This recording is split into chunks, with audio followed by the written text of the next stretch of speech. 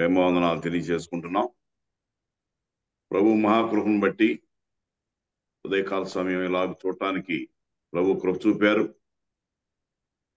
ఆయన ఇచ్చిన ఈ అవకాశాన్ని బట్టి ఆయనకే స్తోత్రాలు చెల్లిస్తూ ఈ జూమ్ కార్యక్రమాన్ని నిర్వహిస్తున్న వారికి, అలాగే చేరువచ్చిన వారందరికీ కూడా ప్రేమవందనాలు తెలియజేసుకుంటూ ప్రార్థనతో పెద్దలు మన ప్రియులు పాల్ గారు ఎదురుగా ఉన్నారు. పెద్దలు ప్రియులు పాల్ గారు ఈ కార్యక్రమాన్ని ప్రారంభించవలసిందిగా ప్రభునాన్ని కోరుతున్నాను. అందరికీ వందనాలు. 4406వ రోజు అనుదిన ఉదయకాలపు వాక్య ధ్యానం కొరకు చేరొచ్చిన ప్రియులందరినీ బట్టి స్తోత్రాలు చెల్లిస్తూ ప్రార్థన చేసుకుందాం. ప్రేమగల ఆయన, జీవంగల మా తండ్రి, మహోన్నతుడా, మహాగణుడా, పూజ్యనీయుడా, సర్వాధికారి, మా సృష్టికర్త, మా విమోచకుడు, అన్ని నామముల కన్నా పైన ప్రభు అయిన యేసుక్రీస్తు అతి శ్రేష్టమైన నామమున ఉదయకాలం అరుణోదయమనే ప్రభావ లోకంలోకి వెళ్ళక ముందు మీ ముఖదర్శనం చేసుకునే భాగ్యం ఇచ్చిన స్తోత్రాలు. గత సంవత్సరం అంతా కాపాడి నూతన సంవత్సరంలో జనవరి నెల 23 వరకు నాయన మా కాపుదల భద్రత అనుగ్రహించి సజీవులుగా ఉంచినందుకు స్తోత్రాలు. ఈ దినము ఎంతో మంది లేరు ప్రభా, వారికన్నా గొప్పవారం కాదు కానీ మమ్మల్ని ప్రేమించి ఈ దినంలో కూడా మీ దయగల మాటినట్టుకు మా గృహాలకే దినదినము నీ దాసులను ప్రభువా తండ్రి ఏర్పాటు చేసి ప్రభావ మీ దయగల మాటలు అందించుటకు మీరు కృప చూపుతున్నారు. స్తోత్రాలు నాయన. అధ్యక్షుడిగా నాయన పర్ణభాషను బట్టి స్తోత్రాలు. ఇప్పుడు నడిపిస్తున్న నీ దాసుడు రెడ్డమ్మన్ గారిని ఇచ్చి స్తోత్రాలు ప్రభువా తండ్రి. నీ దాసుని బలపరచండి, చక్కగా నాయన నడిపించుటకు సాయం అనుగ్రహించండి. ఇప్పుడు మీ పాటల ద్వారా వాక్యం ద్వారా మీరే మహిమ పొందండి. నీ దాసుడు నాయన యేసట్టం గారు నాయన తండ్రి నాయన ఆయన బలపరచండి, నాయన ఆరోగ్యం నింపండి, ఆత్మీయంగా బలపడి మీ సేవలు వాడబడి మీకు పండుగ మధ్య అనేక సంవత్సరాలు అనంతపురంలో కూడా ఉన్నాడు ప్రభు దాసులు నాయన తండ్రి. సంపూర్ణమైన ఆరోగ్యమైన గ్రహించండి, కుటుంబాన్ని దీవించండి ప్రభు. ఈ విధంగా మీ పక్షంగా నిలబడి మీ దాసుని బలపరచండి. చేరొచ్చిన వీళ్ళందరినీ బట్టి స్తోత్రాలు. ఇంకా రావాల్సిన వారు సకాలంలో వచ్చి మీకు పండుగించండి. పాటుపాడు నీ దాసుని ప్రభు తండ్రి రాజాగరావు గారిని బలపరిచి మీ వర్తమానం అందించి మీ పాటలు నాయన దయగల మాటలు అందించుండగా ప్రభు పాడుచుండగా నాయన కృప చూపండి. ఈ విధంగా ప్రభు ఆది అంతా మీరే ఉండి నడిపించమని, అన్నిటి ద్వారా మీరే మహిమ పొందమని, మీ నాయన మా కొరకై ప్రాణం పెట్టి తిరిగి లేచిన దేవా, తిరిగి రావడానికి స్తోత్రాలు లేచి మా రక్షకుడు, మా విమోచకుడు, సజీవుడైన యేసయ్య అతి శ్రేష్టమైన నామమున ప్రార్థించి చేరుకుంటున్నాం తండ్రి. ఆమేన్. వందనాలు. వందనాలు. ప్రార్థన చేసిన పాల్ గారికి, పెద్దలు మన ప్రియులు పాల్ గారికి ప్రత్యేకమైన వందనాలు. అలాగే మరి ఈ రోజు ఆ పాటకి నియమించబడిన గాయకులు నంది రాజారావు గారు పొద్దుటూరు, వారిని కీర్తన పాడి ప్రభునామాన్ని మహింపరచవలసిందిగా ప్రభునామం. అన్నా వందనాలు. అన్నా వందనాలు. అందరికీ వందనాలు. ప్రభు నందు ప్రియులారా, కీర్తన పాడుకొని ప్రభువును గణపరుద్దాం. చాలునయా చాలునయా నీ కృప నాకు చాలునయా, నీ కృప నాకు చాలునయా, నాకు ముందు నీవు నడచినా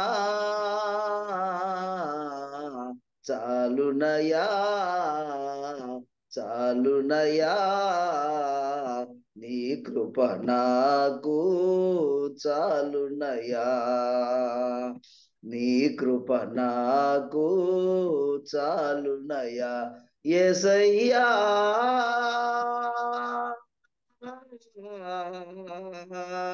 యేసయ్యా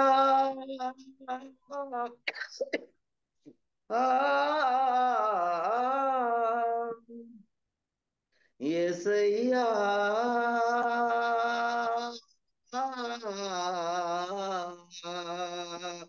యేసయ్యా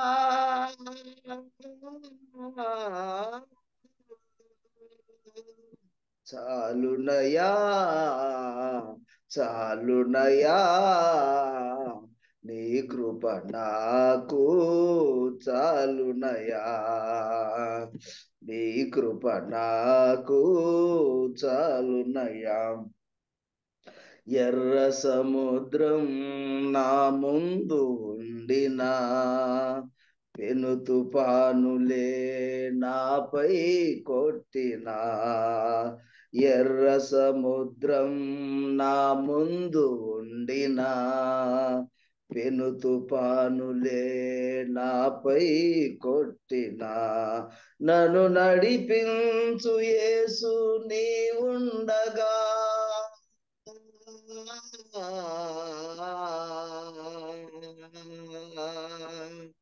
నన్ను నడిపించు యేసు నీ ఉండగా,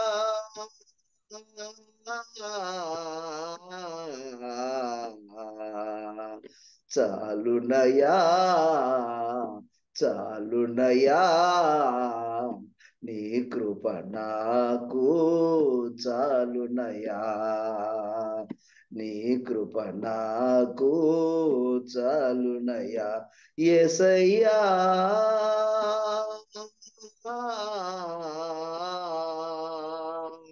యేసయ్యా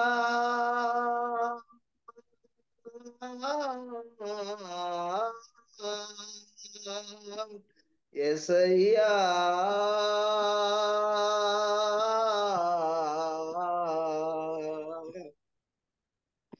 యేసయ్యా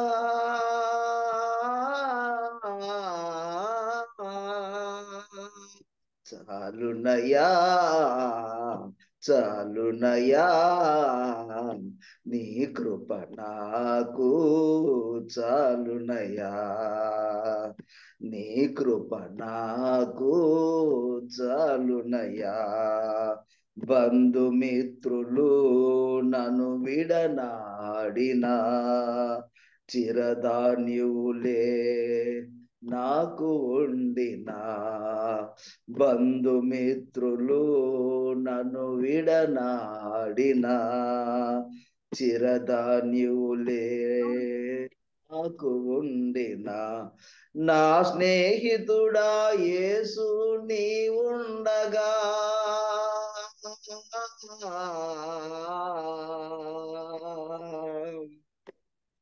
నా స్నేహితుడా యేసు నీ ఉండగా,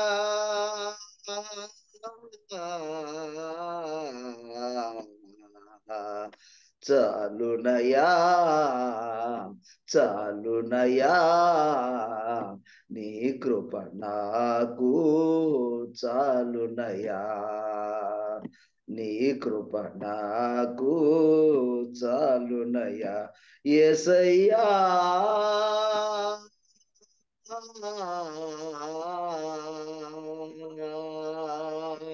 యేసయ్యా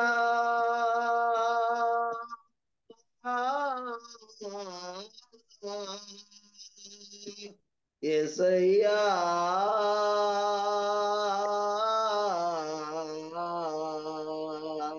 యేసయ్యా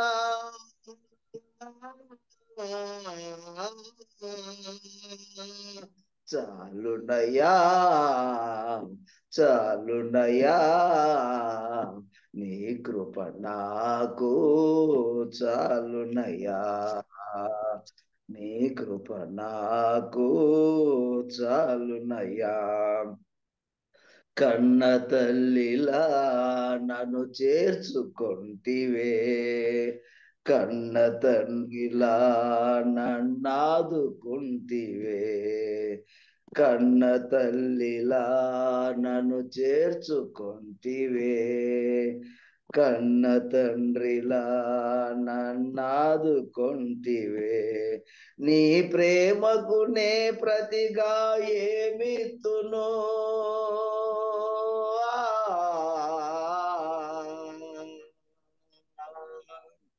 నీ ప్రేమకు నే ప్రతిగా ఏమిత్తును,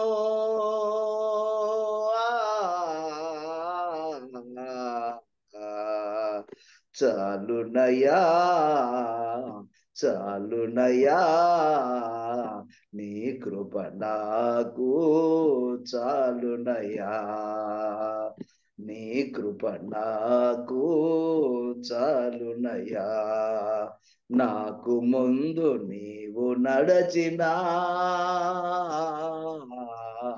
చాలునయా చాలునయా నీ కృప నాకు చాలునయా యేసయ్యా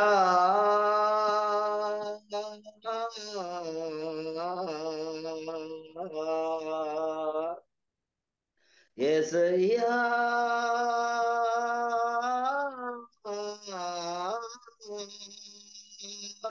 యేసయ్యా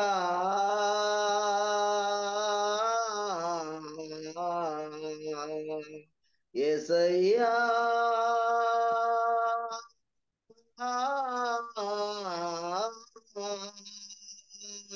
చాలునయా చాలునయా నీ కృప నాకు చాలునయా నీ కృప నాకు చాలునయా అన్నా వందనాలు. Thank you. అన్న వందనాలు. చక్కని పాట ఉదయకాల సమయంలో పాడి వినిపించిన రాజారావు గారు, నంది రాజారావు గారు పొద్దుటూరు వారికి ప్రత్యేకమైన వందనాలు తెలియపరుచుకుంటున్నాం. వందనాలు. మంజులా ప్రసాద్ అని ఒక పేరుంది. బ్రదర్ ఎవరండి? అన్న ఆంటీ ప్రసాద్ అన్న. గారన్న. ఆంటీ ఆంటీ గారా? గారన్న. Okay okay okay. Gopal Penugonda.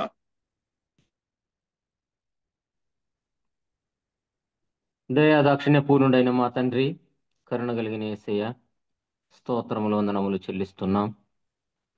రాత్రంతా మాకు మంచి నిద్రనిచ్చి మరొక నూతనమైన రోజులోకి మమ్మల్ని ప్రవేశింపచేసి ఇలాగున మా ప్రభువా మీ సన్నిధిలో ప్రార్థనలోను, కీర్తనలు పాడుకోవటంలోను, వాక్య ధ్యానములోను గడపటానికి మీరు అనుగ్రహించిన ఇట్టి కృపను బట్టి స్తోత్రములు వందనములు చెల్లిస్తున్నాం.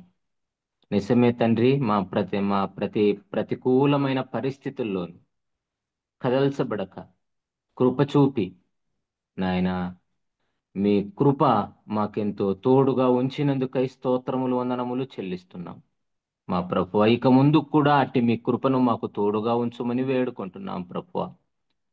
ఈ సమయంలో వాక్యం కొరకు ఎదురు చూస్తున్న మీ బిడ్డలమైన మాతో మీరే మాట్లాడమని వేడుకుంటున్నాం తండ్రి. నాయనా మా ప్రభువా, మీ దాసుని ద్వారా మాతో మాట్లాడి మాకందరికీ ఏ మాటలు అవసరమో మీరు ఎరిగిన దేవుడు, అట్టి మాటల చేత మమ్మల్ని తృప్తిపరచమని హెచ్చరించి ఆదరించి ఓదార్చి మీ సన్నిధిలో మేము ఎలాగున నడుచుకోవాలో మాకు తెలియచేయమని వాక్యమనే మరి అద్దంలో మమ్మల్ని మేము చూసుకొని సవరించుకోవటానికి మీ సన్నిధిలో నమ్మకంగా జీవించటానికి మీరే కృపను అనుగ్రహించమని ప్రతి ఆటంకమును దూరపరచి మీ దాసుని బలపరచి నాయన ఈ సమయమంతా నాయన మాకు క్షేమకరంగా ప్రయోజనకరంగా ఉండునట్లు దీవించి ఆశీర్వదించమని క్రీస్తు పరిశుద్ధ నామమున ప్రార్థన చేసి వేడుకుంటున్నాము తండ్రి.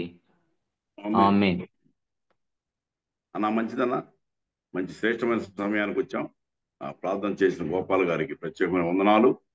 వాక్య పరిచర్య కోసమై 4460వ రోజు వాక్య పరిచర్య వైఎస్ఆర్ జిల్లా కడప నుంచి సాల్వ యేసురత్నం గారు. అన్న వందనాలు.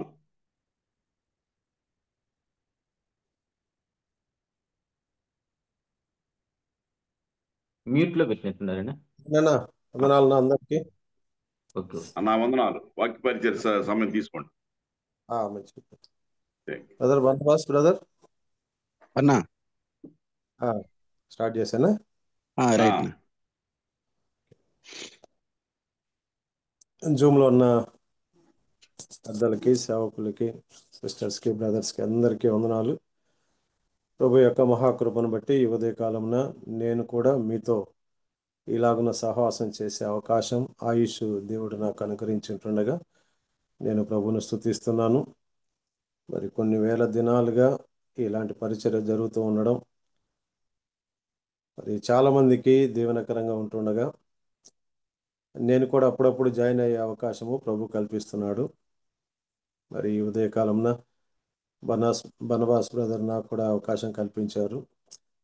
పెద్దలు ఉన్నారు, అనుభవం కలిగిన వారు ఉన్నారు, పెద్ద పెద్ద దాసులు వాక్యాన్ని అందిస్తుంటుండగా నేనేమి వాక్యం అందిస్తానని చాలాసార్లు బనవాస్ బ్రదర్తో చెప్పడం జరిగింది. కనీసం మీ సాక్ష్యమైన పంచుకోవచ్చు అని చెప్పడాన్ని బట్టి నా సాక్ష్యము కొద్దిగా వాక్యము చదవడం అలాగూ మనము ఈ సమయాన్ని మనము సద్వినియోగం చేసుకుందాం. మొట్టమొదటిగా ప్రభు నాకు అనుగ్రహించిన మంచి సమయానికై ప్రభువును స్తుతిస్తున్నాను. ఈనాటి మన వాక్య పరిచయ కొరకై రోమిలకు రాసిన పత్రిక 8వ అధ్యాయం 28వ వచనం నేను చదువుతున్నాను. దేవుని ప్రేమించు వారికి అనగా ఆయన సంకల్పం చొప్పున పిలువబడిన వారికి మేలు కలుగుటకై సమస్తమును సమకూడి జరుగుచున్నవని ఎరుగుదుము. మరొకసారి చదువుతున్నాను. దేవుని ప్రేమించు వారికి అనగా ఆయన సంకల్పం చొప్పున పిలువబడిన వారికి మేలు కలుగుటకై సమస్తమును సమకూడి జరుగుచున్నవని ఎరుగుదుము. అపోస్తలుడైన పౌలు ఈ మాట రాస్తున్నట్టుగా మనకు తెలుసు. మనం ఎరుగుదుము అని అంటున్నాడు. సంఖ్య కింద వేసి మేలు కలుగుటకై దేవుడు సమస్తమును సమకూర్చి జరిగించుచున్నాడు. దేవుడు సమస్తమును సమకూర్చి జరిగించుచున్నాడు. ఒక ఉద్దేశం ఉన్నది. ఏంటంటే మేలు కలుగుటకై. మనందరి జీవితాల్లో ఆయన సమకూర్చి జరిగించే సంభవాలు చాలా ఉన్నాయి. ఒక్కొక్కరి జీవితంలో ఒక్కో రకంగా ప్రతికూల పరిస్థితులు ఉన్నాయి, అనానుకూల పరిస్థితులు ఉన్నాయి. వీటన్నిటి గుండా దేవుడు మనం నడిపిస్తున్నాడు. మన జీవితాల్లో మనం అనుభవిస్తూ ఉన్నాం. ఈ పేరాలో 26 నుంచి 30 వరకు ఉన్న పేరాలో ముగ్గురిని మనం చూడగలం. పరిశుద్ధాత్మ దేవుని చూడగలం, కుమారుడైన యేసుక్రీస్తుని గురించి చూడగలం, అలాగే తండ్రి అయిన దేవుని గురించి కూడా, వారి లక్షణాలు, వారు ఏం చేస్తున్నారో కూడా మనం ఇక్కడ గమనించగలం. ముందుగా అవి జ్ఞాపకం చేసుకొని ఆ తర్వాత ఒక కుటుంబాన్ని గురించి జ్ఞాపకం చేసుకుందాం. పరిశుద్ధాత్మ దేవుడు ప్రార్థించేవాడుగా ఉన్నాడు, మన పక్షమున విజ్ఞాపనం చేసేవాడుగా ఉన్నాడని 26లో మనం చదువుతున్నాం. అలాగే 27లో యేసుక్రీస్తు కూడా మన కొరకు, పరిశుద్ధుల కొరకు విజ్ఞాపనం చేయుచున్నాడు అని మనం చదవగలం. తర్వాత 28లో దేవుడు చేస్తున్న కార్యములు అక్కడ మనం గమనిస్తున్నాం. దేవుడు ముందుగా ఎరిగాడు, తమ కుమారునితో స్వరూపం గలవారొట్టుకు వారిని ముందుగా నిర్ణయించాడు. ఎవరిని ముందుగా నిర్ణయించాడో వారిని పిలిచాడు. పిలిచిన వారిని నీతిమంతులుగా తీర్చాడు. నీతిమంతులుగా తీర్చిన వారిని మహిమపరిచాడు అనే మాటలు అక్కడ చదువుతున్నాం. సరే, ఇది ఉపోద్ఘాతంగా అనుకున్నా కానీ ఈ సందర్భంలో దేవుని ప్రేమించే వారికి, ఆయన సంకల్పం చొప్పున పిలువబడిన వారికి మేలు కలుగట్టుకై సమస్తమును సమకూడి జరుగుతున్నవి. దేవుని నమ్ముకున్న తర్వాత మన అందరి జీవితాల్లో అన్ని మేలులే జరుగుతున్నాయా అని అంటే అన్ని మేలులే కాదు. అన్ని ఆశీర్వాదాలా అంటే కాదు. పట్టిందల్లో బంగారమే అని కొందరు అంటూ ఉంటారు. కానీ మన వ్యక్తిగత జీవితంలో, క్రైస్తవ జీవితము అనేక పరిస్థితులు గుండా వెళ్ళవలసి ఉంటుంది. సుఖము దుఃఖము కలిసి ఉంటుంది. కొన్నిసార్లు దుఃఖమే ఉంటుంది ఎక్కువ శాతం. అయినా కూడా ఆ దుఃఖంలో కూడా, అనానుకూల పరిస్థితుల్లో కూడా దేవుడు మన కొరకై మేలుకరంగా చేస్తాడు. అక్కడనే మేలు దాచి ఉంచాడు అనే మాట అది అక్షర సత్యం. ముఖ్యంగా నా జీవితంలో నాకున్న అనుభవాల్ని, నేను ఎదుర్కొన్న ఆ పరిస్థితుల్ని నేను ఒక సాక్ష్యం చెప్పడానికి మాత్రమే ఈరోజు మీ ముందుకు వచ్చాను. వాక్యం బాగా ఎరిగిన వారు ఉన్నారు, మీకు బోధించేంత అనుభవం నాకు లేదని మరొకసారి నేను తెలియజేసుకుంటున్నాను. కాబట్టి ఏదో కొత్త సంగతులు చెప్తాడు, లోతైన సంగతులు చెప్తారని మీరేమి ఎక్కువ ఎక్స్పెక్ట్ చేయొద్దండి. నా సాక్ష్యాన్ని మాత్రం నేను మీతో పంచుకుంటాను. మేలు కలుగుటకై సమస్తమును సమకూడి జరుగుతున్నవి. యోహాను సువార్తలో ఒక కుటుంబంలో జరిగిన ఒక సంభవాన్ని మనం జ్ఞాపకం చేసుకుందాం. యోహాను సువార్త 11వ అధ్యాయం 1వ వచనం నుంచి నేను చదువుతూ ఉన్నాను. మరియా ఆమె సహోదరి అయిన మార్త అను వారి గ్రామమైన బేతనీయులోనున్న లాజరు అను ఒకడు రోగి ఆయను అనే మాట చదువుతున్నాం. ఆరంభంలో 1వ వచనంలో మనం చదివినప్పుడు మరియా ఆమె సహోదరి అయిన మార్త అనువారి గ్రామము బేతనీయులో ఉన్న ఒక గ్రామాన్ని గురించి మనం గమనిస్తున్నాం. ఆ గ్రామం పేరు బేతనియ. ఆ గ్రామంలో ఉండేవారి పేరు ఎవరు వస్తున్నాడంటే మరియా గురించి, ఆమె సహోదరి అయిన మార్త గురించి. నిజానికి ఆ ఇంట్లో ముగ్గురు ఉన్నారు. ముగ్గురు గురించి వ్రాయాలి ఇంట్రడక్షన్. మరియా, మార్త, లాజరు అని వారి గ్రామమైన బేతనియ అని వ్రాయాలి. కానీ అక్కడ మాత్రం మరియా మార్త అనువారి గ్రామం అన్నాడు. అక్కడ లాజరు అని ఒకడు రోగి ఆయన. లాజరు అని ఒకడు రోగి ఆయన. ఈ కుటుంబాన్ని గురించి మనకు బాగా తెలుసు. బేతయనులో మార్త మరియా వీరు ఉన్నారు. వారికి ఒక సహోదరుడు లాజర్ అని మనకు తెలుసు. లూకాసు వార్తలో మనం గమనించినట్లయితే 10వ అధ్యాయం 38వ వచనం మనం చదివినట్లయితే 10వ అధ్యాయం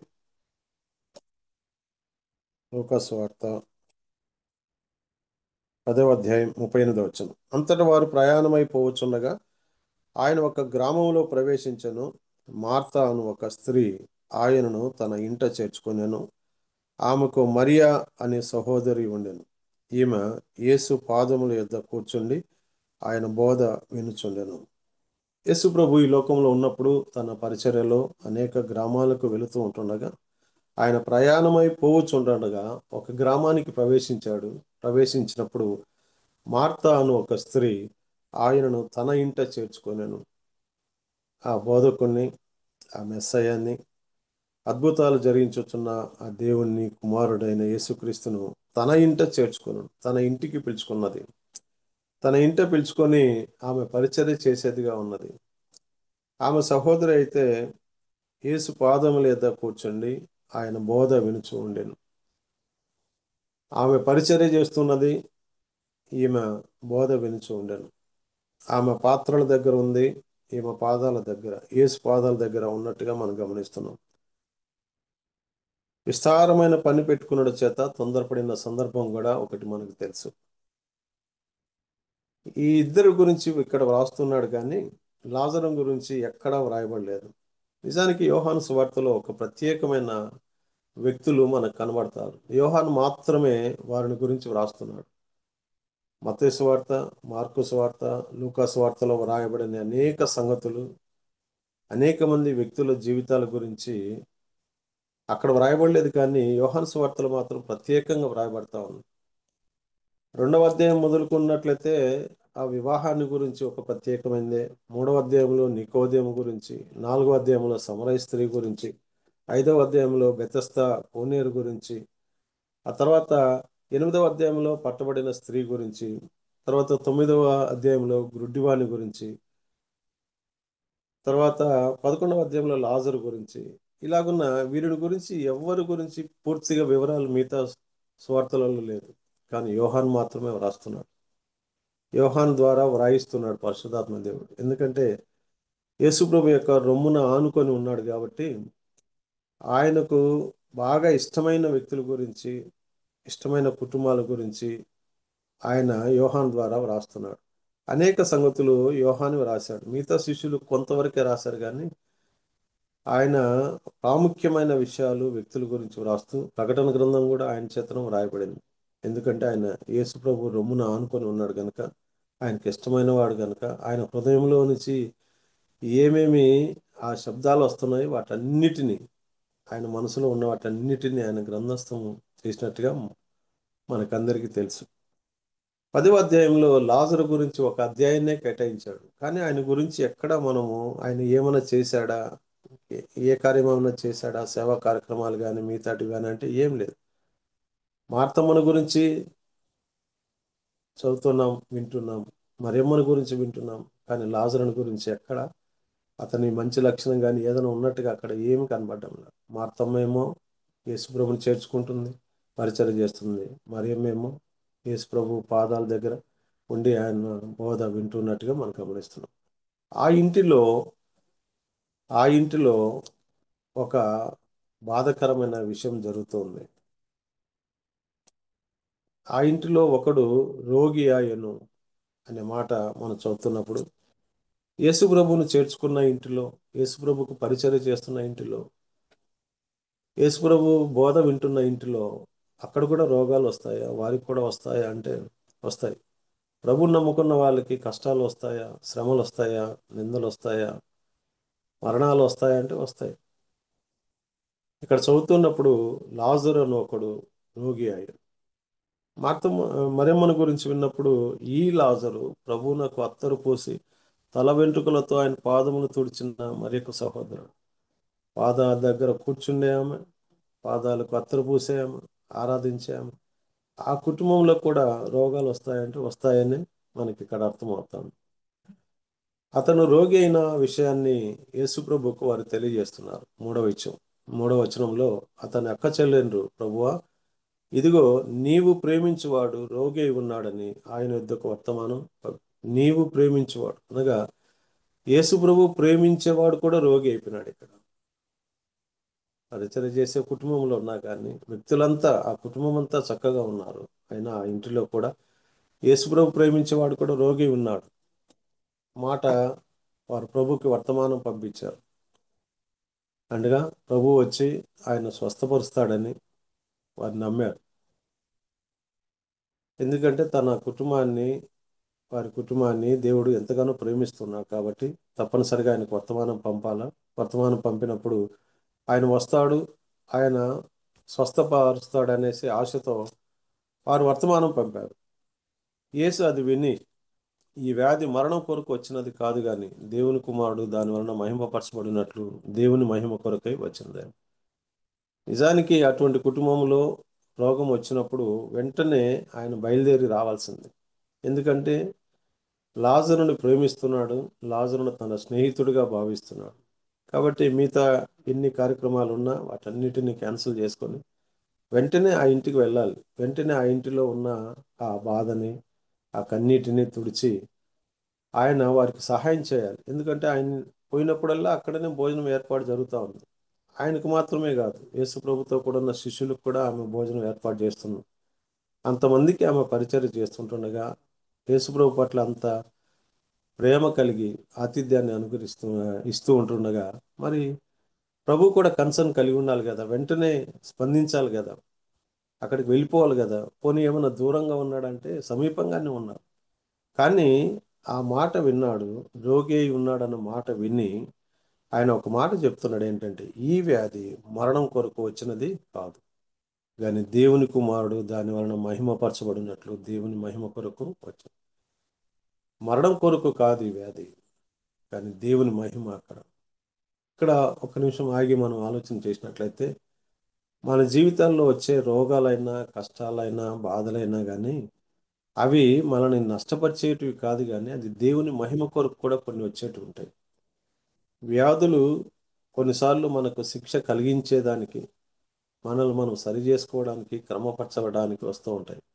కొన్నిసార్లు దేవుని మహిమ పరచబడ్డానికి కూడా దేవుడు ఆ కుటుంబాన్ని ఎట్లా ఆదరిస్తాడో, ఎట్లా నడిపిస్తాడో, ఎట్లా ఆశ్చర్యకార్యం జరిగిస్తాడో రుజువుపరచడానికి అవి అనుమతించబడుతూ ఉంటాయి.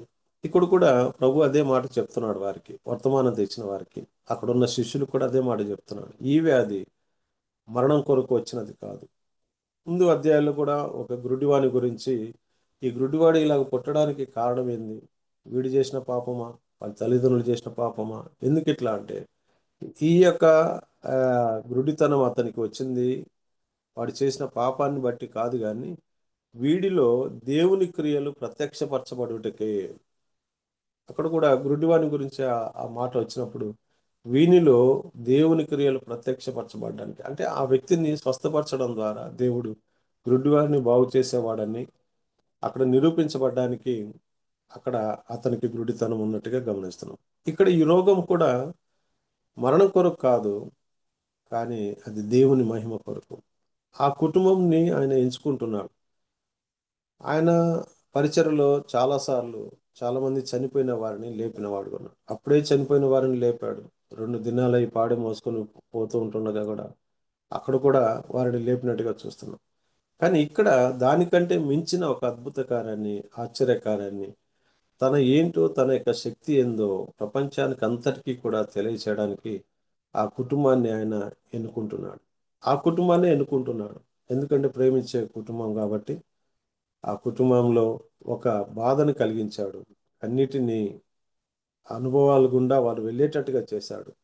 కానీ అదే కుటుంబంలో ఒక ఆశ్చర్యకార్యం జరిగించి ఆయన మార్తతో చెప్పినట్టుగా జీవమును పునరుత్థానమును నేనే అనే మాట నెరవేర్చడానికి ఆయన ఇలాగ చెప్తున్నాడు. పునరుత్థానమును నేనే, జీవమును నేనే. అది రుజువుపరచాలంటే ఒక వ్యక్తి చనిపోవాలి, ఆ కుటుంబంలో నెమ్మది లేకుండా ఉండాలి. ఆ కుటుంబము వారు విశ్వాసం కలిగి ఉండాలి. అటువంటి కుటుంబాలనే ఆయన ఎన్నుకున్నాడు. భరించే వారి కుటుంబాలని ఎన్నుకున్నాడు కాబట్టి అక్కడే ఉండిపోయాడు. ఈ రోగము దేవుని మహిమ కొరకు వచ్చింది అని అక్కడ చెప్పాడు. 5వ వచనంలో మళ్ళా మనం గమనించినట్లయితే 11వ అధ్యాయం 5వ వచనం, యేసు మార్తను ఆమె సహోదరుని లాజరును ప్రేమించారు. ఈ మాటలు వింటున్నప్పుడు వారి ముగ్గురిని ప్రేమించినాడు. ప్రేమించిన వాడు మరి వెంటనే పోవాలి కదా, ఎందుకు వెళ్లకుండా ఉన్నాడు? ప్రేమిస్తున్నాడు కానీ అక్కడ ఆలస్యం చేస్తున్నాడు. మాట వరుసకైనా ఆయన ప్రేమ కాదు, కానీ ఆయన ప్రేమ శాశ్వతమైనది. ఒక కార్యమును జరిగించడానికి ఆయన ఆలస్యం చేస్తున్నాడని మనకు అర్థమవుతుంది. మన జీవితాల్లో కూడా వెంటనే కార్యములు అయిపోవాలా, వెంటనే సమస్యలు తీర్చబడాలా, వెంటనే ఆ బాధలన్నీ పోవాలా అని మనం అనుకుంటూ ఉంటాం. కానీ ఆయన మనల్ని ప్రేమించే మాట వాస్తవం. ఆయన శాశ్వతమైన ప్రేమతో మనల్ని ప్రేమిస్తూ ఉన్నాడు. సరే, అక్కడ గమనించినప్పుడు 6వ వచనం, అతడు రోగి అయి ఉన్నాడని యేసు వినినప్పుడు తాను ఉన్న చోటనే ఇంకా 2 దినములు నిలిచాను. కొన్ని గంటల వ్యవధి అక్కడ ఉండి ఆ కార్యం చేసుకొని ముందుగా ప్రకటించబడిన ప్లాన్ ప్రకారం ఆ సువార్త ప్రకటించేసి తర్వాత వెళ్ళినాడా అంటే అది కూడా కాదు. అక్కడనే 2 దినాలు నిలిచిపోయినట్టుగా మనం అక్కడ గమనిస్తున్నాం. కొన్ని దినాలు అక్కడ ఆలస్యంగా ఆయన వెళ్ళిపోతున్నాడు. ఈ కుటుంబాన్ని జ్ఞాపకం చేసుకుంటున్నప్పుడు ఆ కుటుంబాన్ని ప్రేమించేవాడుగా ఉన్నాడు. ఆ కుటుంబం పట్ల బాధ్యత కలిగి కన్సర్న్ కలిగి ఉన్నాడు. ఒక ఉద్దేశాన్ని కలిగి ఉన్నాడు. అందుకే ఆయన ఆలస్యం చేస్తున్నట్టుగా చూస్తున్నాం. సరే, ఈ సందర్భాన్ని ఇలాగ ఉంచి ఇక నా విషయాన్ని నేను చెప్తాను కొంత సాక్ష్యంగా. నేను వచనాలు చదువుకుంటూ దాన్ని మాత్రం వివరిస్తూ పోతున్నాను. నా పేరు సాల్వా యేసురత్నం. మీలో కొంతమందికి తెలుసు. దానికంటే నా గురించి పరిచయము రాజరత్నం బ్రదర్, సేవకుడు, దేవుని సేవకులు ఉన్నారు కదా రాజంపేటలో, వారి అన్నని అన్నమాట. ఎందుకంటే నా గురించి ఎవరికి తెలియదు. ఈ మధ్య కొందరికి నేను తెలుస్తున్నాను. కానీ ఈ లాజరు ఎట్లా తెలియకుండా ఉన్నాడో, మార్త మరి అనుగ్రామమైన అన్నట్టుగా లాజరు ఎవరికి తెలియదు. అప్పటి వరకు తెలియకుండా ఉన్న లాజరుని బయటికి తీసుకొని వస్తున్నాడు దేవుడు. అట్లాగా ఎవరికి తెలియకుండా నన్ను కూడా బయటికి తీసుకొని వస్తున్నాడు. ఈ సందర్భంలో నేను ఎవరికైనా పరిచయం చేసుకునేటప్పుడు నేను రాజరత్నం బ్రదర్ వాళ్ళ అన్నని అని చెప్పుకునేవాడిని. కానీ ఇప్పుడు నా గురించి తెలిసిన వాళ్ళు చాలామంది ఉన్నారు. ఒకవేళ నా మొహం చూడకపోయినా కానీ నా గురించి మీరందరూ చాలా దినాలుగా ప్రార్థన చేస్తున్నారు. ఎందుకంటే నాకు వచ్చిన రోగం అటువంటిది. 2023లో నాకు వచ్చిన అనారోగ్యంలో మీకందరికీ ప్రకటించబడగా మీరందరూ నా కొరకు ప్రార్థన చేశారు. ఆ వ్యాధి పేరు వింటేనే భయంకరమైంది, కార్సినోమా. ఆ వ్యాధి విన్నప్పుడు ఇక హోప్స్ లేవు అనుకునే పరిస్థితి. ఇక బతికి బట్ట కడతాడు అనేది లేదు. ఒకవేళ ఉంటే కూడా కొన్ని దినాలు, కొన్ని నెలలు అన్నట్టుగా. ఆ విషయం విన్నప్పుడు ఆత్మీయులు చాలామంది అనేక గ్రూప్స్లో ఉన్నవారు నా కొరకు ప్రార్థన చేశారు. ప్రభు కనికరాన్ని బట్టి నేను మీ ముందుగా ఒక సాక్షిగా లాజరు ఎట్లయితే ఉన్నాడో ఆ రకంగా నేను మీ ముందుకు వస్తున్నా. మా కుటుంబంలో దేవుడు నన్ను కనికరించి ఒక స్థాయిలోనే ఉంచి ఉన్నాడు. అన్ని పరిస్థితులు బాగానే ఉన్నాయి. ఆశీర్వదించబడిన వారంగానే ఉన్నాం. ఒక చిన్న పరిచర్య చేయడానికి కూడా ప్రభు సహాయం చేస్తున్న దినాల్లో రాజరత్నం బ్రదర్ ఇక్కడ పరిచర్య చేశాడు. 2019లో ఆయన మరి ప్రభు సన్నిధిలోనికి వెళ్ళిపోగా 2020లో నేను బిఎస్ఎన్ఎల్ అకౌంట్స్ ఆఫీసర్గా పనిచేస్తూ విఆర్ఎస్ తీసుకున్నాను. ఆ తర్వాత మా చిన్న చర్చిలో బాధ్యత తీసుకొని ఒక చిన్న వాచ్మెన్గా ఉండాలని ఆశతో విఆర్ఎస్ తీసుకున్నాను. ఉన్నవారు పోగొట్టుకోకుండా కాపాడుకుంటూ దాన్ని కొనసాగించాలనే ఉద్దేశంతో మాత్రమే నేను విఆర్ఎస్ తీసుకున్నాను. ఆ తర్వాత అలాగూ ఉంటుండగా నాకు 2023లో ఈ వ్యాధి సోకింది. వ్యాధి సోకినప్పుడు ఎందుకు ప్రభు ఇట్లా అనుమతించినావు, ఇది ఏమి నేర్పించడానికి అని నన్ను నేను ప్రశ్నించుకున్నప్పుడు ఇందాక మరి ఆరంభంలోనే అన్న ఒక బ్రదర్ అనంతపూర్లో నన్ను ఎరిగిన ఒక బ్రదర్, ఏం బ్రదర్ బాగా చిక్కిపోయినావు, బాగా తగ్గిపోయినావు అన్నాడు. అంటే నన్ను ఎరిగిన వారు చూసినప్పుడు ఇప్పటికీ నన్ను చూసిన వారు నాలో చాలా తేడా గమనిస్తున్నారు. నేను ఈ మాట గర్వంగా చెప్పుకుంటాను. అప్పుడు బాగా కొవ్వు పట్టి ఉన్నాను. ఆ కొవ్వు కరిగించడానికి ఈ అనారోగ్యం నాకు వచ్చిందని నేను అనుకుంటున్నాను. అంటే శరీర రకంగా బాగా కొవ్వు పట్టి ఉంటుంది. అదే కొన్ని విషయాల్లో లోపడవలసినటివి లోపడకుండా అట్లా ఉంటుంది. నేను అది కరిగించాలంటే దేవుడు ఇది అనుమతించాల్సిందే నాకు. కాబట్టి ఆయన అనుమతించినాడు. ప్రభువా, మరి ఈ సందర్భంలో నేను నేర్చుకోవాల్సిన పాఠం ఏంటో నేను నేర్చుకోవడానికి, నా కుటుంబం నేర్చుకోవాల్సిన పాఠం నేర్చుకోవడానికి మాకు సహాయం చేయి అని ప్రార్థన చేసుకున్నాను. అంతేకాకుండా నా వల్ల ఒకరికి ఉపయోగం ఉంటే నన్ను ఉంచు, లేకపోతే నన్ను తీసుకో అని కూడా ప్రార్థన చేయడం జరిగింది. అలాగని ప్రార్థన చేయవచ్చో లేదో నాకైతే తెలియదు, కానీ అలాంటి స్టేజ్లో ఆ సిచ్యువేషన్లో నేను అలా ప్రార్థన చేసుకున్నాను. ఎందుకంటే మా తమ్ముడికి మాత్రం 15 నిమిషాలు కూడా సమయం లేదు, హార్ట్ అటాక్ వచ్చి హాస్పిటల్ తీసుకుపోయి ట్రీట్మెంట్ తీసుకోవడానికి కూడా అవకాశం లేకుండా పోయింది. నాకు మాత్రం అవకాశాలు ఇస్తూ వచ్చినాడు ఆయన. హాస్పిటల్ బెడ్ పైన ఉన్నప్పుడు, ఆ టెస్టింగ్ చేసేటప్పుడు అదే ఆలోచన వచ్చింది, నాకు మాత్రం ఈ అవకాశాలు ఇస్తున్నావు, ఆయన మాత్రం తీసేసుకున్నావు. ఆయన ఉండి ఉంటే వందల మందికి, పదుల సంఘాలకి మేలు కదా, ఆయన మాత్రం తీసుకున్నావు, నన్నెందుకు ఉంచున్నావు అంటే నాకు అదే అనిపించింది. నా కుమారుణ్ణి నేను తీసుకున్నాను నా చేతిలో, నా కేర్లోకి నేను తీసుకున్నాను. ఆయన చేయవలసిన పని అయిపోయింది, నేను తీసుకున్నాను. మరి నా విషయం అంటే, నువ్వు టాటా కేర్కి వెళ్ళి అక్కడ కొన్ని పాఠాలు నేర్చుకోండా అని దేవుడు నాకు ఒక హెచ్చరిక ఇచ్చినాడు. అనగా తిరుపతి టాటా కేర్ హాస్పిటల్లో నేను ట్రీట్మెంట్ తీసుకున్నాను. అక్కడికి వెళ్ళడం, దేవుడు కూడా అద్భుత రీతిగా మరి నా కొరకే ఒక డాక్టర్ని అక్కడ పంపించినట్టుగా నేను సాక్ష్యం చెప్పగలను. పాండిచేరిలో జిప్మార్ హాస్పిటల్లో హెచ్ఓడిగా ఉన్న ఒక ఆంకాలజీ డాక్టర్, ఆయన సర్జన్. నిజానికి చాలా కేసులు అక్కడ వెళ్తూ ఉంటాయి. సిఎంసిలో కూడా నయం కాని కేసెస్ జిప్మార్కు వెళ్తూ ఉంటాయంట. ఆయనంత ప్రసిద్ధుడు అనమాట. నాకు వచ్చిన ఈసోఫిగల్ క్యాన్సర్ విషయంలో నాకు ఇట్లా క్యాన్సర్ అని తెలిసిన తర్వాత, టెస్ట్లన్నీ తెలిసిన తర్వాత ఇలాంటి ఆపరేషన్ చేయాలని అన్నప్పుడు ఆ హాస్పిటల్లో వాళ్ళ మిస్సెస్ కూడా ఆమె డాక్టర్గా ఉంది. ఆమె చెప్పింది, ఒక వారం రోజులు ఆగండి, ఒక మంచి డాక్టర్ వస్తున్నాడు అని చెప్పడాన్ని బట్టి ఒక 10 రోజుల తర్వాత అక్కడ ట్రీట్మెంట్ తీసుకోవడం జరిగింది. నిజంగా ఆయన పేరు మోసిన డాక్టర్. దేవుడు నా కొరకు సిద్ధపరిచాడేమో. ఆయన అక్కడికి రావడం, 4 కీమోస్ తీసుకోవడం, ఆ తర్వాత సర్జరీ జరిగింది, మళ్ళీ 4 కీమోస్. నిజంగా ఆ పరిస్థితులు గుండా వెళ్తున్నప్పుడు చాలా భయంకరమైన పరిస్థితి. ఒక్కొక్క ఆ, ఒక్కొక్కసారి హాస్పిటల్లో ఉన్నప్పుడు 30 గంటలు పడకలో ఉండాల్సి వస్తుంది కంటిన్యూగా. అలాగూ 4 సార్లు, మళ్ళీ ఆపరేషన్, మళ్ళీ 4 సార్లు. ఆ చేతులకు సెలైన్ ఎక్కించినప్పుడు ఆ సెలైన్ ఎక్కిన ప్రాంతం అంతా మొత్తం నల్లగా మారిపోతుంది. తర్వాత సెలైన్ ఎక్కించిన తర్వాత ఇంటికి వచ్చిన తర్వాత అట్లా వాకింగ్ చేద్దామని పోతే, ఒక సందర్భంలో మరి ఆ సెలైన్, ఆ డ్రగ్స్ వాసనను బట్టి ఏమో నాకు తెలియదు, కానీ వెళ్తూ ఉంటుండగా ఒక చిన్న కుక్క పిల్ల, ఒక కుక్క నా దగ్గరికి రావడం జరిగింది.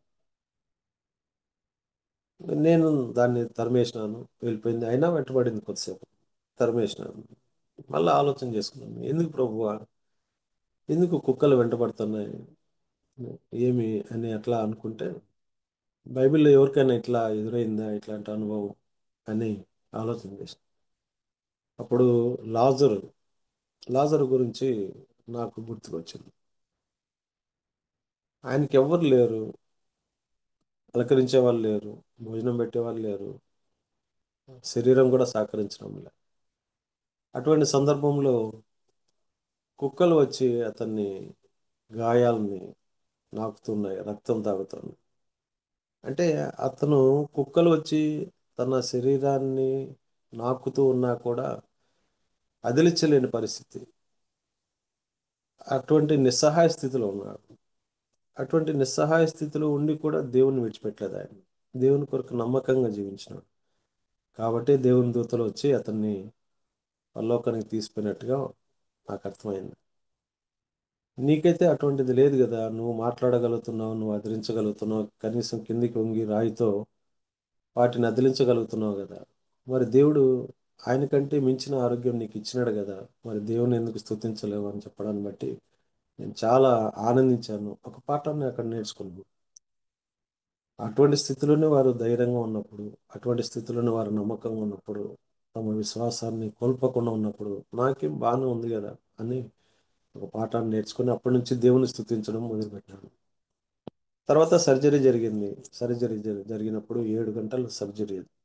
మామూలుగా 4 గంటలు అని చెప్పారు, కానీ 7 గంటలు జరిగింది. మా వాళ్ళు చాలా ఆందోళన పడుతున్నారు. సర్జరీ సర్జరీ జరిగింది. ఆ తర్వాత తీసుకుని వచ్చి ఐసీయూలో పెట్టారు. ఐసీయూలో పెట్టినప్పుడు కొంత నెమ్మదిగానే ఉంది. కొంత దప్పిక అయింది అనుకుంటాను. కొంచెం చిన్న మూతతో, చిన్న బాటిల్ మూతతో కొద్దిగా జస్ట్ పెదాలు మాత్రమే తాపారు. తర్వాత ఒక అర్ధగంటకి ఒక లేడీని, 24 సంవత్సరాల స్త్రీని, ఆమె కూడా ఆపరేషన్ అయింది. ఆమె కూడా అదే వ్యాధి. ఆమెను తీసుకొని వచ్చి అక్కడ పెట్టారు, నా పక్క బెడ్లో పెట్టినప్పుడు ఆమె ఇంకా ఒక పెద్ద కేక వేసింది. అది ఇంతవరకు నేను ఎప్పుడు వినలేదు. అటువంటి కేక వేసింది. ఆ తర్వాత అరుస్తూ ఉంది, నీళ్లు నీళ్లు నీళ్లు అని. నీళ్ళ కోసం అరుస్తూ ఉంది. ఎంతసేపు అంటే ఒక అర్ధగంట సేపు అరుస్తూనే ఉంది. అక్కడున్న నర్సులు, అమ్మా నీళ్ళు ఇవ్వకూడదమ్మా, కొన్ని గంటలు గడిచిన తర్వాతనే నీళ్ళు ఇవ్వాలి అని చెప్పడం బట్టి ఆమె అరుస్తూనే ఉంది. ఆ తర్వాత ఎప్పటికో నీళ్ళు ఇచ్చారు ఒక చిన్న మూతతో. ఆమె నీళ్ళ కోసం అరుస్తూ ఉంది, బాగా శ్రమ అనుభవిస్తుంది, మూలుగుతూ ఉంది. అసలు నాకు పక్కనే ఉన్నాను కాబట్టి నిద్ర పట్టడం. తర్వాత ఒక 2 గంటలకి మరొక కేసు అక్కడ ఆపరేషన్ అయింది. ఆయన కూడా తీసుకొని వచ్చినారు. ఆయన కూడా నా జబ్బే, నాకు ఏదైతే వ్యాధి ఉందో అదే అని. ఆయన కూడా, ఆయన పరిస్థితి కూడా నీళ్ళు దప్పికవుతున్నాయి. కానీ ఆయనది ఎట్లా ఉందంటే, ఆయన నోటితో అడగలేకపోతున్నాడు, అరవలేకపోతున్నాడు. పక్కన బెడ్ ఉంటుంది కదా, ఆ బెడ్ని తడతా అన్నాడు అనమాట. దాన్ని తట్టి శబ్దం చేసి నీళ్ళు, అది కూడా నీళ్ళని స్వరం రావడం ఆయనకి ఇట్లా అంటున్నాడు. అక్కడ కూడా నేను ఆలోచన చేశాను. పక్కన మేము నీళ్ళు అని అంటుంది, ఆ పక్కన ఆయనేమో నీళ్ళు అని అడగలేని దుస్థితి ఉంది. చప్పుడు చేసి అడుగుతున్నాడు, ఏం ఏంది ఇది అని. అంటే ఒకసారి మళ్ళా నరకాన్ని కూడా చూపించినాడు దేవుడు ఐసీయూలో.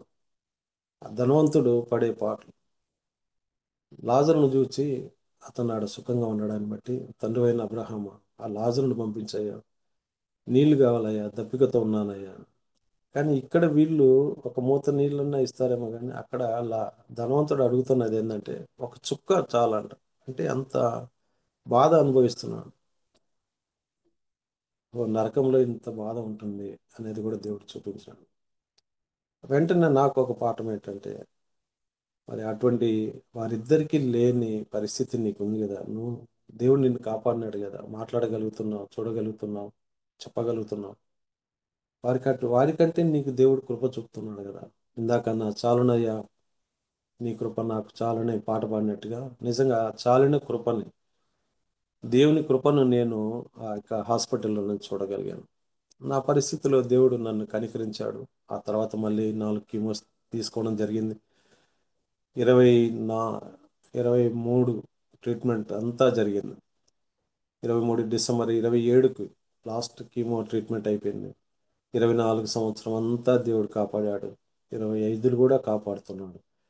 నెక్స్ట్ మంత్లో ఫస్ట్ వీక్లో నేను మళ్ళా చెకప్కి వెళ్ళాలి. ఎవ్రీ 3 మంత్స్కి 6 మంత్స్కి ఒకసారి వెళ్తూ ఉన్నాం. ఇప్పటి వరకు ఒక చిన్న మందు కూడా వాడడం లేదు, ఒక మాత్ర కూడా వేసుకోవడం లేదు. దేవుని కృప, దేవుడే నన్ను కాపాడాడు. నా జీవితంలో మరణకరమైన రోగం, కొద్దిమంది అయితే ఇంక అయిపోయింది ఈయన చాప్టర్ క్లోజ్ అనుకున్నారు. ఇంకా క్యాన్సర్ అంటే క్యాన్సర్లే కదా, కాబట్టి ఇది అయిపోయింది అనుకున్నారు. కానీ దేవుడు నన్ను కనికరించినాడు. ఎందుకో ఎందుకో నాకు తెలియదు, ఎందుకు ఆయన ఆయుష్ పొడిగించాడో నాకు తెలియదు. అందుకే నేను అదే అనుకుంటా ఉంటాను, ఎక్కడ వెళ్ళి సాక్ష్యం చెప్పినా కానీ ఒక్కరికి మేలుకరంగా నా సాక్ష్యాన్ని దీవించు తండ్రి అనుకుంటాను. ఇప్పుడు కూడా చేరి వచ్చిన వాళ్ళు ఎంతమంది ఉన్నారో నాకైతే తెలియదు, కానీ వాక్యానుభవం కలిగిన వారికి నా సాక్ష్యం అవసరమవుతుందో లేదో తెలియదు, కానీ ఎవరో ఒకరికైనా ఉపయోగపడుతుందని నేను తెలియజేస్తున్నాను. సరే, ఇంతవరకు నా ఆరోగ్యం కొరకు మీరు అందరూ ప్రార్థన చేశారు. ఇకను కూడా మా రాజంపేటలో ఉన్న చిన్న పరిచయ కొరకు మీరు ప్రార్థన చేయండి. నా కొరకు, నా కుటుంబం కొరకు మీరు ప్రార్థన చేయండి. సరే, మధ్యలో నా సాక్ష్యాన్ని కూడా పంచుకొని తర్వాత నేను వెళ్ళిపోతున్నాను. ఇప్పుడు దేవునికి వాక్యాన్ని మన సమయంలో ముగించుకోవడానికి ప్రయత్నం చేద్దాం. లాజరు అక్కడ రోగి అయి ఉన్నాడు, సంగతి విన్నాం. యేసు ప్రభు అది విని కూడా కావాలని 2 రోజులు అక్కడే ఉండిపోయినాడు. తన శిష్యులతో ఇప్పుడు పిలుస్తూ ఆయన మాట్లాడడం మొదలుపెట్టుకున్నాడు.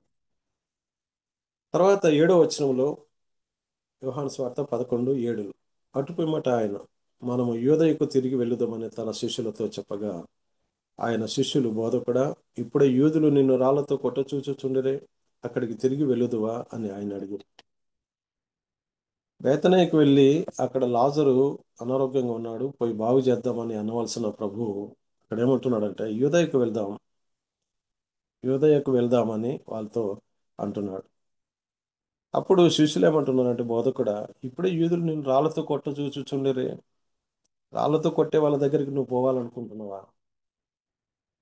అక్కడ నీకు హాని జరుగుతుంది కదా, అక్కడ నీకు నష్టం జరుగుతుంది కదా, ప్రాణహాని జరుగుతుంది కదా, అక్కడికి వెళ్ళాలనుకుంటున్నావా అని ప్రభుతో వాళ్ళు చెప్తున్నారు. కానీ ప్రభు యొక్క ఆలోచన ఏంటంటే, రాళ్లతో కొట్టే వాళ్ళ దగ్గరికి కూడా ఆయన వెళ్ళగలుగుతున్నాడు. అవమానించే వారి దగ్గరికి, అపహాస్యం చేసే వారి దగ్గరికి ఆయన వెళ్తున్నాడు. ఇక్కడ కూడా ఒక పాఠం నేను నేర్చుకున్నాను. మనల్ని అభిమానించే వారి దగ్గరికే కాదు, మనల్ని ఆహ్వానించి ఆతిథ్యం ఇచ్చే వారి దగ్గరికే కాదు, మనల్ని కొట్టే వారి దగ్గరకు కూడా మనం పోవాలి. మనల్ని అసహించుకునే వారి దగ్గరకు కూడా వెళ్ళాలి. మనం దేవుని ప్రేమను తెలియచేయాలి. సంఘస్థులైనా కానీ మిగతా వారైనా కానీ అందరూ మనల్ని అభిమానిస్తారని మనం ఎప్పుడు ఊహించకూడదు. వారి దగ్గర నుంచి ఎక్స్పెక్ట్ చేయకూడదు. అందరూ అభిమానం చూపాలని కూడా కోరుకోకూడదు. కొందరు మన మీద రాళ్ళు వేసేవారు కూడా ఉంటారు, నిందించేవారు కూడా ఉంటారు. అటువంటి వారి దగ్గరికి వెళ్ళవలసి వచ్చినప్పుడు, వారిని తిరిగి మన ప్రభు సన్నిధిలోనికి తీసుకురావడానికి అవకాశం వచ్చినప్పుడు, వాళ్ళు రాళ్లతో కొడతారని తెలిసినా, అవమానపరుస్తారని తెలిసినా కూడా అక్కడికి వెళ్ళాలి అనే పాఠాన్ని నేను నేర్చుకున్నాను. అక్కడ ఆటంకాల మధ్య కూడా మనం వెళ్ళాలి. అనారోగ్యం ఉన్నా కానీ వెళ్ళాలి. ఆరోగ్యం ఉన్నప్పుడు ఇక్కడ కూడా నేను ఒకటి నేర్చుకున్నాను ఏంటంటే, ఆరోగ్యం ఉన్నప్పుడే పరిచర్య చేయడమా, ఆరోగ్యం ఉన్నప్పుడే ఆసక్తిగా వెళ్ళడమా, లేక అనారోగ్యము ఉన్నప్పుడు కూడా, శరీరం సహకరించకపోయినప్పుడు కూడా చేయగలమా అనే ప్రశ్న నాకు తెలియదు. నాకు అనారోగ్యంగా ఉన్నా వెళ్ళాలి, దేవుడు ఆరోగ్యం ఇస్తాడు అనేసి ఈ మధ్య కొన్ని ప్రాంతాలకు వెళ్ళడం కూడా జరిగింది కావాలని. ఇప్పటి వరకు నేను సజీవంగా ఉంచాడు కదా దేవుడు, శక్తిని ఇచ్చినాడు కదా, మరి అటువంటిప్పుడు నేను ఎందుకు వెళ్ళకూడదు, నా సాక్ష్యాన్ని ఎందుకు చెప్పకూడదని కొన్ని ప్రాంతాలకు వెళ్ళి సాక్ష్యం ఇచ్చి రావడం జరిగింది. ఇక్కడ చదువుకున్నప్పుడు రాళ్లతో కొట్ట చూచుచుండిరే, అయినా కూడా అక్కడికి వెళ్ళడానికి ఆయన ఇష్టపడుతున్నాడు. తర్వాత 11వ వచనంలో ఆయన ఈ మాటలు చెప్పిన తర్వాత, మన స్నేహితుడైన లాజరు నిద్రించుచున్నాడు, అతను మేలుకొల్ప వెలుచున్నానని వారితో చెప్పగా, శిష్యులు, ప్రభువా, అతడు నిద్రించిన ఎడల బాగుపడును అనేది. మళ్ళా శిష్యులతో చెప్తున్నాడు, ఇప్పుడు లాజరు మన స్నేహితుడు, ఆయన దగ్గరికి వెళ్దాం, ఆయన నిద్రించుచున్నాడు, అతను మేలుకొల్ప వెలుచున్నాం. ఆయనకు తెలుసు చనిపోయినాడని, సమాధి చేయబడినాడని, 4 దినాలు సమాధిలో ఉన్నాడని ఆయనకు తెలుసు. కానీ శిష్యులకి ఆయన చెప్తున్నాడు, నిద్రపోతున్నాడు అన్నట్టుగా. మేలుకొల్ప వెళ్దామంటే అక్కడ శిష్యులు అంటున్నారు, ఆయన మామూలు నిద్రపోతుంటే లేపొచ్చులే అని, లేపొచ్చు, బాగుపడతాడు కూడా అని అంటున్నట్టుగా వాళ్ళు అంటున్నారు. కానీ 14వ వచనం అసలు విషయం చెప్తున్నాడు. కావున యేసు, లాజరు చనిపోయిను, మీరు నమ్మునట్లు నేను అక్కడ ఉండలేదని మీ నిమిత్తము సంతోషించుచున్నాను. అయినను అతని యొద్దకు మనము వెళ్ళుదము రండని. అయినను అతని యొద్దకు మనం వెళ్ళుదాము. అయినను రాళ్లతో కొట్టేవారి దగ్గరికి వెళ్దాం. అయినను సమాధిలో ఉన్న వారి దగ్గరికి కూడా వెళ్దాం. అయినను వెళ్ళుదాము. ఆ మాట కూడా నా హృదయానికి టచ్ అయింది. అయినను అతని యొద్దకు, అయినను వారి యొద్దకు వెళ్ళాలి. మన అవసరం అక్కడ ఉంటుంది. మనం వెళ్ళాలి, మనం చేయగలిగిన సహాయం మనం చేయాలి అనేది నేను కూడా అక్కడ నేర్చుకున్నాను. సరే, అక్కడికి వెళ్ళిపోయిన తర్వాత ఇంకా మన సమయాన్ని బట్టి ముందుకు దాటిపోదాం. 17వ వచనం. యేసు వచ్చి అది వరకే అతడు 4 దినములు సమాధిలో ఉండనని తెలుసుకో. 4 దినాలు అయింది. కొన్ని దూరమా లేదు దగ్గరనే, అయినా కూడా ఆయన కావాలని ఆలస్యం చేశాడు. నా సమయం ఇంకనూ రాలేదు. 2వ అధ్యాయంలో ఆరంభించిన మాట 7వ అధ్యాయంలో అదే చెప్తున్నాడు. నా సమయం ఇంకనూ రాలేదని ఒక సందర్భంలో అంటున్నాడు.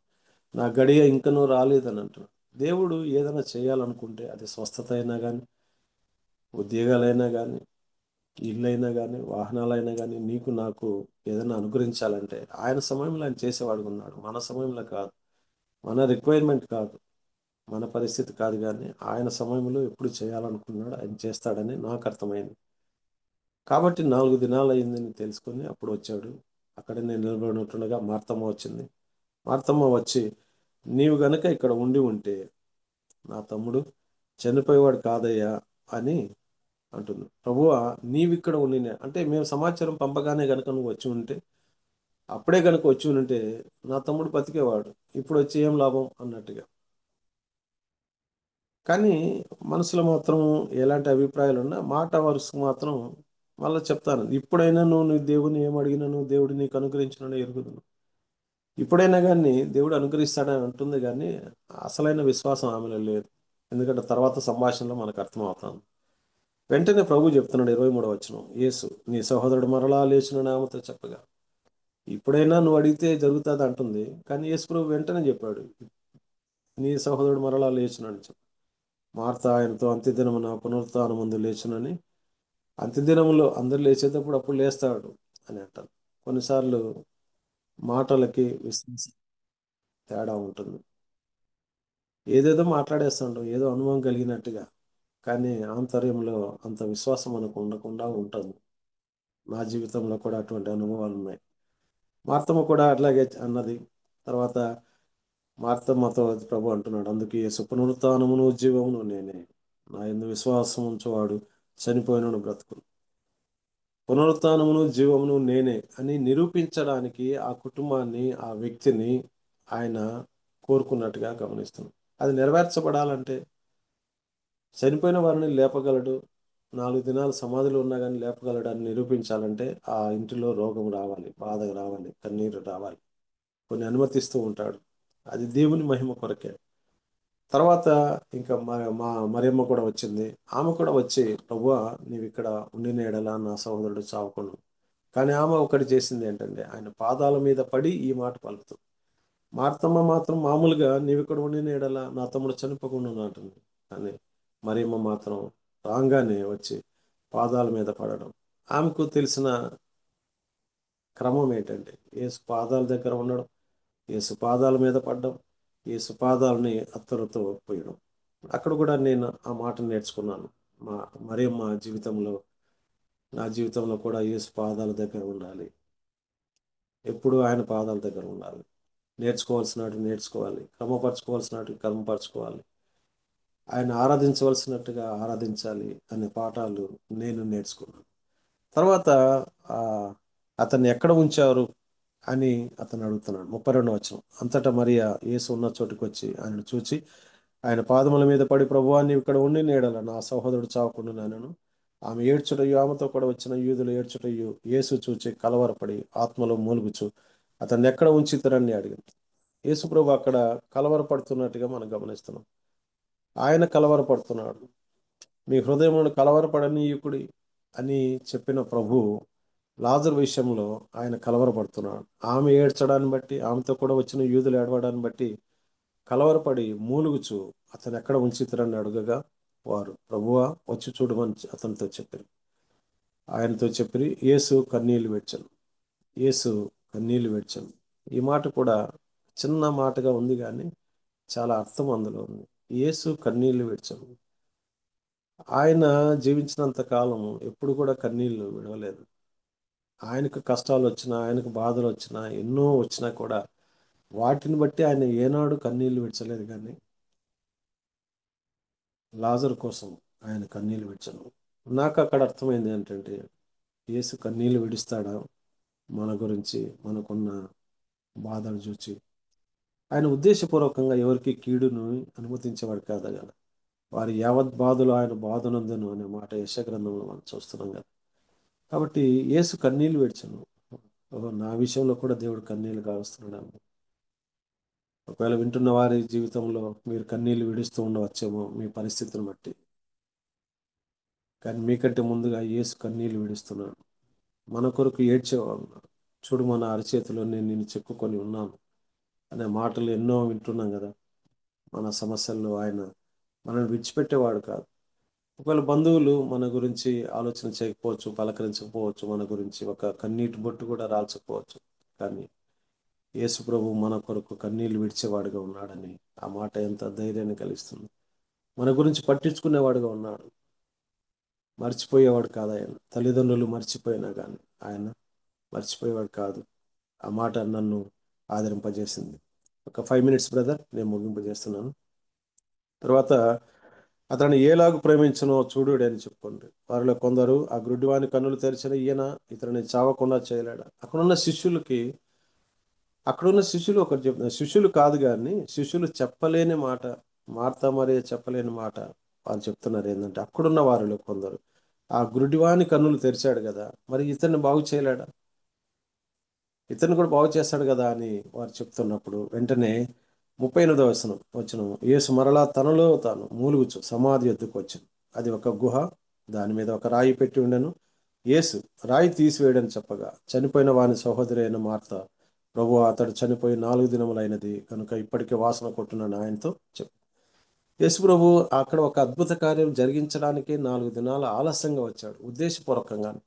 అసలైన కార్యక్రమానికి వచ్చినప్పుడు ఆ రాయి తీసివేయండి అని చెప్తున్నప్పుడు అక్కడున్న సొంత సోదరి, ఏ స్త్రీ అయితే తన సహోదరుని గురించి వర్తమానం పంపించిందో, బాగు చేయాలని కోరుకున్నదో, దేవుడు కార్యం చేయబోతూ ఉంటుండగా, లేదు లేదు ప్రభువా, ఇప్పటికే 4 దినాలైంది, ఇప్పటికి వాసన కొట్టును అనగా మార్తమ్మ ముక్కులు బాగా పనిచేస్తా అన్నట్టున్నాయి. మరి వాసన కొడితే అక్కడ ఉన్న వారికి అందరికీ వాసన కొట్టాలి, యేసుప్రభుకి కూడా వాసన కొట్టాలి కదా. కానీ యేసుప్రభుకే చెప్తుంది వాసన కొట్టు, వద్దొద్దు, వాసన కొడుతుంది అంటే ఆమె తన తమ్ముడు బాగుపడాలనే ఆశ లేనట్టుగా ఉంటుంది.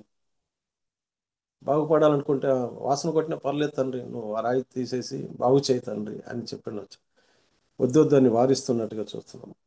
అందుకే 40వ వచనంలో, నీవు నమ్మినడల దేవుని మహిమ చూతువని నేను నీతో చెప్పలేదా?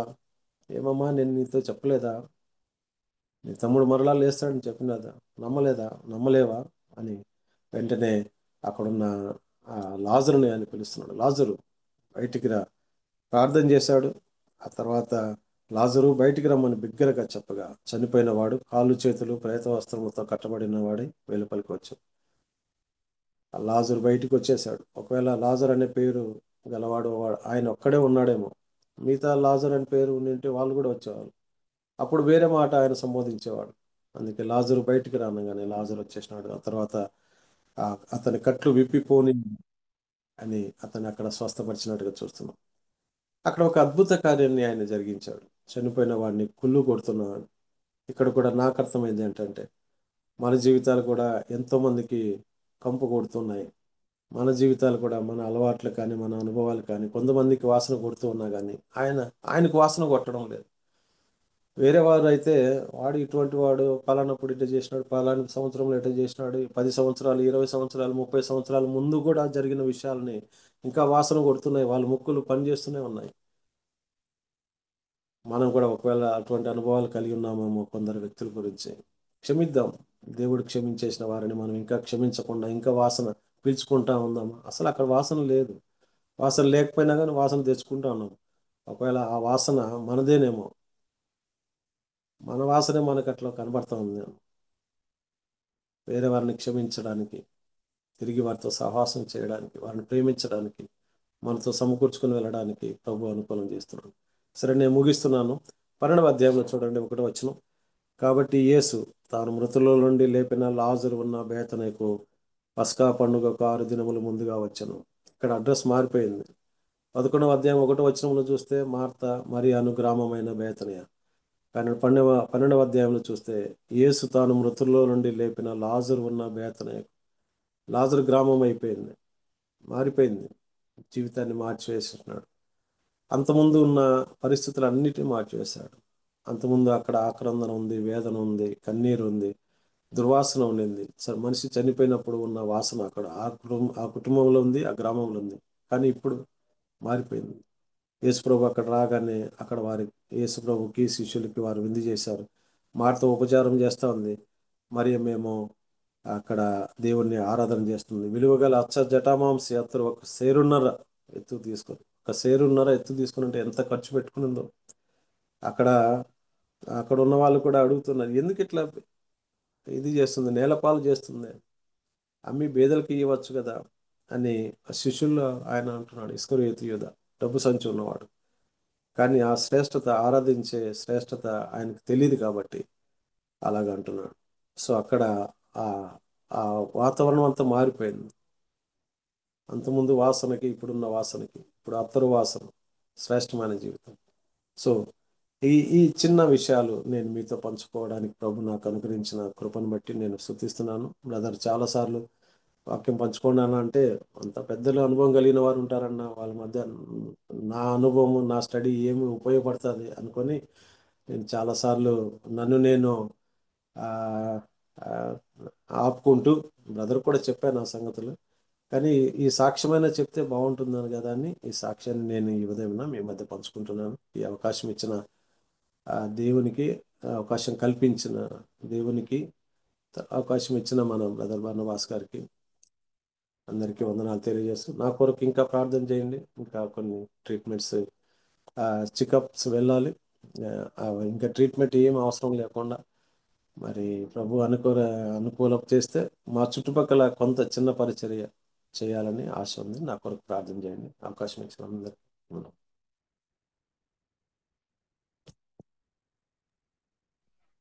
వందనాలు అన్న. వందనాలు. చక్కని సాక్ష్యం. దేవుడు మీరు చెప్పినట్లుగా మంచి చక్కని మాటలు చెప్పారు. ఒక వాచ్మ్యాన్ గా ఉంచాలి అన్నమాట. నాకు కూడా ఆ దేవుని మందిరంలో ఆ మాట నాకు ఎంతో ఇష్టమైంది. ఎందుకంటే మనం ఆయన మందిరంలో అలా ఉంటూ అంత తగ్గించుకొని మీరు మంచి ఆఫీసర్ పొజిషన్ లో ఉండి ప్రభుకి ఎలా ఇష్టలుగా జీవించాలనే ఆశ కలిగి మీరు ఇచ్చిన సాక్ష్యాన్ని బట్టి, వాక్యాన్ని బట్టి, సందర్భం యోహాను సువార్తలో నుంచి లాజరు సందర్భాన్ని తీసుకుని పోల్చుకున్నారు. ప్రభు మీకు తోడై మరి భవిష్యత్తులో మీరు కోరిన రీతిగా మరలా తిరిగి చక్కని ఆరోగ్యం ఇచ్చి అనేకులకు సాక్షులుగా వాడుకుంటానికి ప్రభు సహాయం చేయను గాక. ప్రత్యేకమైన వందనాలు. వాక్య పరిచయం చేసినందుకై ముగింపు ప్రార్థన మన ప్రియులు ఆ దాసరి ఎలీషా బాబు గారు ముగింపు ప్రార్థన చేయవలసిందిగా కోరుతున్నాను.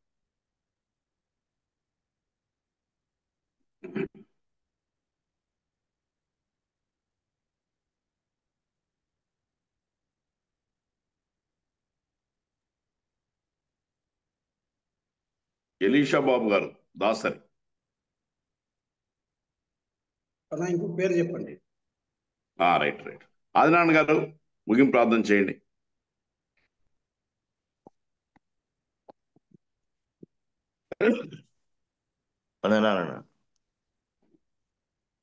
దయగల తండ్రి, కృపగల మా ప్రభువా, పరిశుద్ధుడా, మీకు స్తోత్రములు.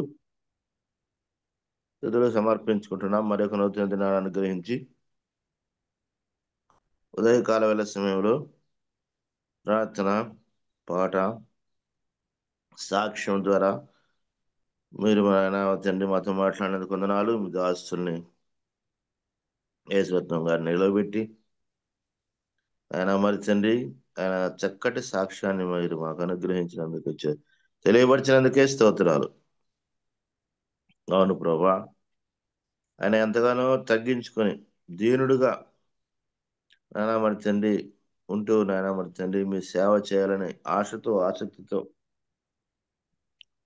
అయా మరి తండ్రి మీరు ఇంతవరకు నిలవబెట్టుకున్నారు. అవును ఆయన కోరినట్టుగా ఒక్కరికైనా నేను ప్రయోజనకరంగా ఉన్నట్లయితే నన్ను ఉంచమన్న మీరు ఉంచినారు. మీ చిత్తం అయితే ఆయన్ని మీ సేవలు చేయడానికి మీ పనిముట్టుగా వాడుకోండి. మీ చిత్తం అయితే ఆరోగ్యం కూడా దయచేసి మెడుకొని ప్రార్థిస్తున్నాం. ఆయన ఆలోచనలు, ఆయన తలంపులు మీ తలంపులుగా మరి తండ్రి వాటిని మలచి మీకు అనుకూలంగా మీ దాసుని వాడుకోమని కుటుంబాన్ని మరి తండ్రి ఆయన తండ్రి ప్రభావ అవసరాల కొరతలన్నీ తీర్చి వాడుకొని ప్రార్థిస్తున్నాం. నేను చక్కటి సాక్ష్యం ఇచ్చినందుకు నీకు వందనాలైనా అవుతుంది. యోహాను సువార్త ఆధారంగా తీసుకొని నాయన మరి తండ్రి తన సాక్ష్యాన్ని పంచుకున్నందుకే మీకు స్తోత్రములు స్తుతులు సమర్పించుకుంటున్నాం.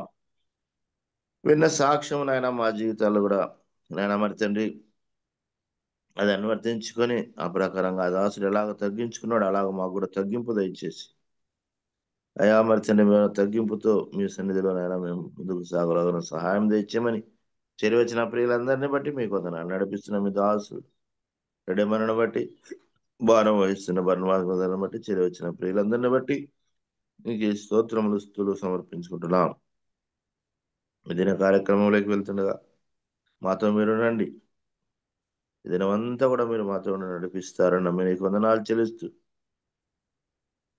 ఘనత మహిమ ప్రభావం కోరేపిస్తూ రేపు 29వ తారీఖు జరగబోయే నాయన మరి తండ్రి ఆ ప్రభా 13వ వార్షికోత్సవాన్ని కూడా ఆయన మరి తండ్రి మీరు జ్ఞాపకం చేసుకోండి. చక్కగా జరగడానికి ఆయా స్థలాల నుంచి పిల్లలందరూ రావడానికి కూడా కృప చెప్పండి. మీ దాసుడు మార్కాపురం నాయన మరి తండ్రి ప్రభాకరావు భార్య కూడా ఆ చిన్న కాలు నాయన మరి తండ్రి కాలు వేలు మరి తండ్రి ఫ్రాక్చర్ అయింటుండగా మీ దాసురాలను కూడా ముట్టండి, సంపూర్ణ స్వస్థ అనుగ్రహిస్తారన్న మీకు వందనాలు తెలుస్తూ ఇంకా ఆయా పరిస్థితులు అనారోగ్యం బిడ్డలందరినీ ముట్టి దర్శించి సంపూర్ణ స్వస్థ అనుగ్రహిస్తారన్న మీకు వందనాలు తెలుస్తూ ఈ దినమంతా కూడా మమ్మల్ని కృపకు అప్పగించుకుంటూ మా ప్రాణ ప్రియుడు రక్షకుడు విమోచకుడు సజీవుడు అంటే సుప్రభుల వారి పరిశుద్ధమైన నామాన్ని బట్టి స్తుతించి ప్రార్థించి దీన మనస్తడికి వేడుకొని పొందుంటున్నాం తండ్రి.